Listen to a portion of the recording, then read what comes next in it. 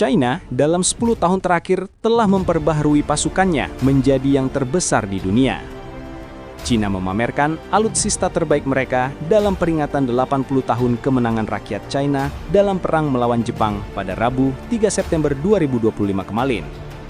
Deretan alutsista yang dipamerkan di lapangan Tiananmen seperti Dongfeng DF-5C atau rudal berhulu ledak nuklir AJX-002 serta drone tempur bawah laut dengan klaim dapat menyelam hingga kedalaman 18 hingga 20 meter. Rudal jelajah Changjian 20A, Yingji 18C, Changjian 1000, serta rudal hipersonik Yingji 21, Dongfeng 17, dan Dongfeng 26D.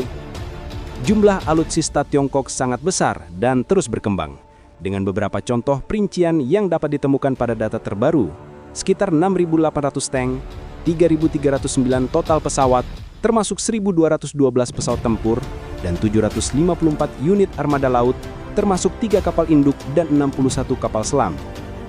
Angkatan Darat China juga memiliki sekitar 5.500 tank, dan lebih dari 335.553 kendaraan lapis baja.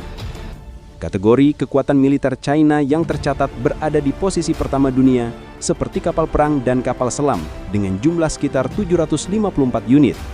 Tank tempur China juga berada di posisi pertama dunia dengan jumlah 6.800 unit.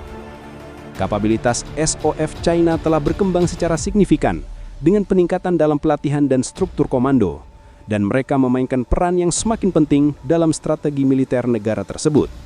Secara umum, personel militer China berada di posisi pertama dunia lantaran memiliki sumber daya yang besar. China memiliki pasukan cadangan sekitar 626 juta orang, sedangkan tenaga militer aktif yang tersedia sekitar 2 juta. Belanja pertahanan China 2025. Belanja pertahanan China mempertahankan pertumbuhan yang wajar dan stabil selama beberapa tahun terakhir, menurut Wu Qian, juru bicara Delegasi Tentara Pembebasan Rakyat dan Pasukan Polisi Bersenjata Rakyat. Dikutip dari Xinhua, anggaran pertahanan China tahun 2025 dalam belanja pemerintah pusat akan mencapai 1,78 triliun yuan atau sekitar 3.916 triliun rupiah, yang menandakan pertumbuhan sebesar 7,2% secara tahun ke tahun.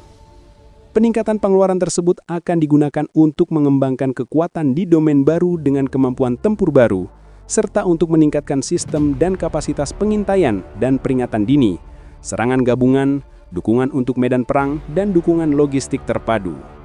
Pengeluaran itu juga akan digunakan untuk meningkatkan pelatihan militer dalam kondisi tempur dan memperdalam reformasi pertahanan nasional dan militer.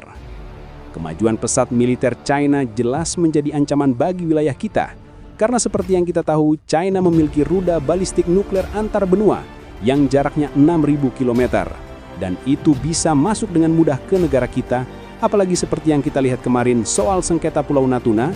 Yang jelas kita harus waspada, dan kita juga harus segera memodernisasi seluruh matra alutsista kita. Walaupun tidak sama, setidaknya jika terjadi konflik besar, kita bisa bertahan, nggak cuma pelongo-pelongo ngeliat rudal berterbangan di langit kita.